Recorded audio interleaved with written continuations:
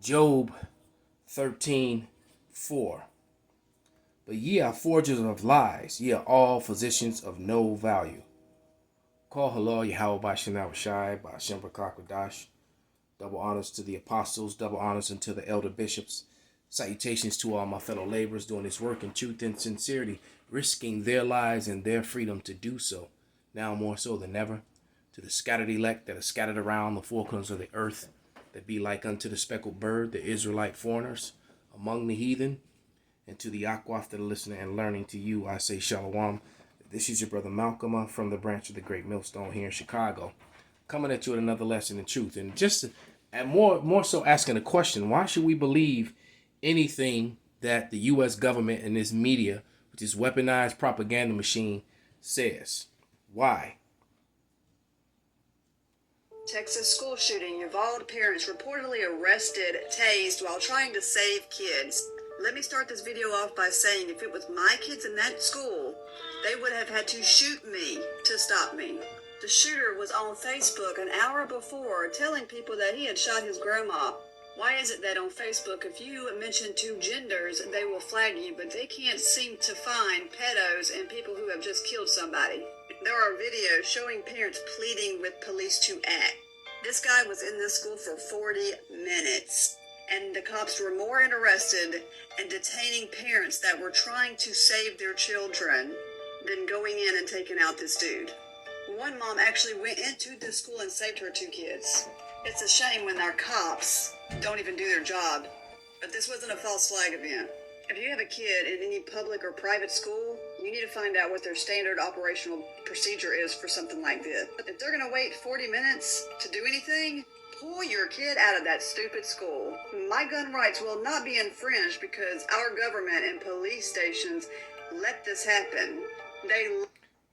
So let's just go to, I'm not going to say anything. I'm just going to let these people speak about the events.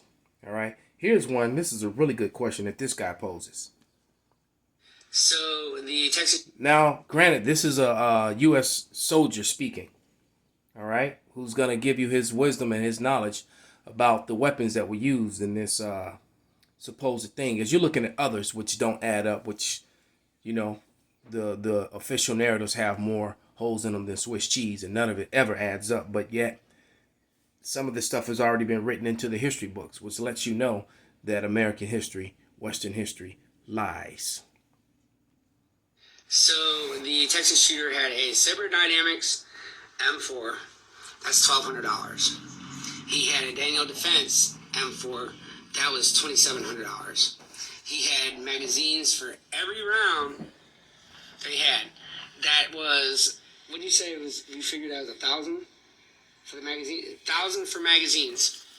He has 1,600 rounds. 5.56 $1 a round. Unless you're shooting 300 blackout, then it's even more expensive. So 5.56, he has 1,600 rounds. That's $1,600 on top of that. He had a handgun. They haven't said what kind of handgun he had, so I'm pretty sure he had ammo with that. Just in case, throw another $100 into that. Handgun, anywhere from I say 300 to 900. We'll say 600 just to be exact. Plate carrier with no plates. That's 200. That's adds up, plus with tags, over $9,000. How did a 18-year-old, no job, no credit, get all that? Good question. Very good unanswered question, which will not ever be addressed by the mainstream media. That I can almost promise you. All right. Let's see.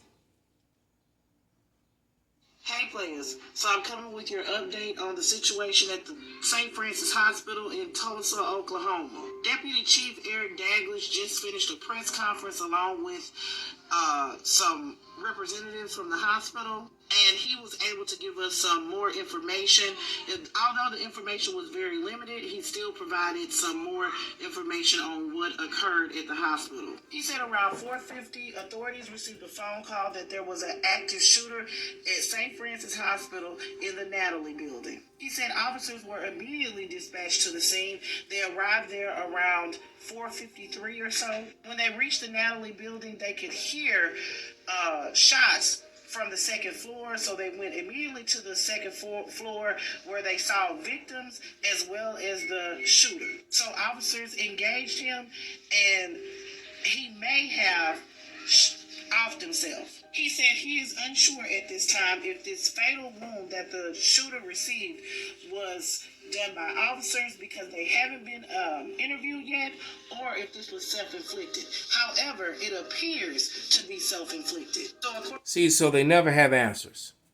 We're gonna talk about, and now you got the Trudeau disarming his people, and they're pushing to do the same thing here in America. But let's go into a little bit of history of what happens every time a nation gets disarmed. And they're using all these events, like I said, that where the facts never really add up or make sense. And you just can't believe the things that these people say, because they always try to push peace. That brings to mind one of my favorite scriptures. Let's go to Daniel. They always try to push they're doing something for peace and safety, but war is in their heart. But I'm thinking of Daniel 8:25. It's Daniel 8:25, and it says, "Now through his policy, the disarmament of the citizens violating their rights, getting rid of the law, so that they could, push their authoritarian, policies. And through his policy, also he shall cause craft to prosper in his hand, and he shall magnify himself in his heart, and by peace shall destroy many. He shall also stand up against the prince of princes, but he shall be broken without hands." So once again, we're talking about, these people who's one of the number one money making industries in America is this weapon industry, and the selling of guns to the nations, funding both sides of conflicts, arming armies which destroy, kill, and murder men, women, and children, the old and the elderly in all these countries, especially those who have melanated skin, brown skin. All right, and this is what they make money. At the same time, they're trying to disarm the people in their own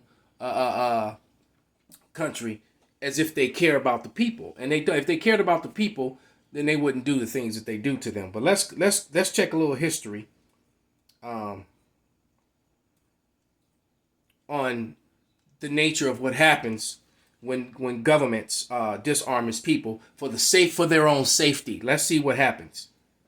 Did you know that in 1929, the Soviet Union confiscated the guns? And by 1953, 20 million dissidents, unable to defend themselves, had been killed? The Turkish gun confiscation took place in 1911. Just 6 years later, and 1.5 million souls were lost. Germany's gun confiscation took place in 1938. Cambodia had theirs in 1956. 20 years later, 1 million defenseless people were gone. Guatemala implemented gun control in 1964. By 1981, 100,000 defenseless Mayan Indians were gone. Uganda went for gun control in 1970. By 1979, 300,000 more were lost. So many people don't appreciate what we have. Researching the correlation between confiscation and genocide is a great assignment for high school students. Did you know? I agree.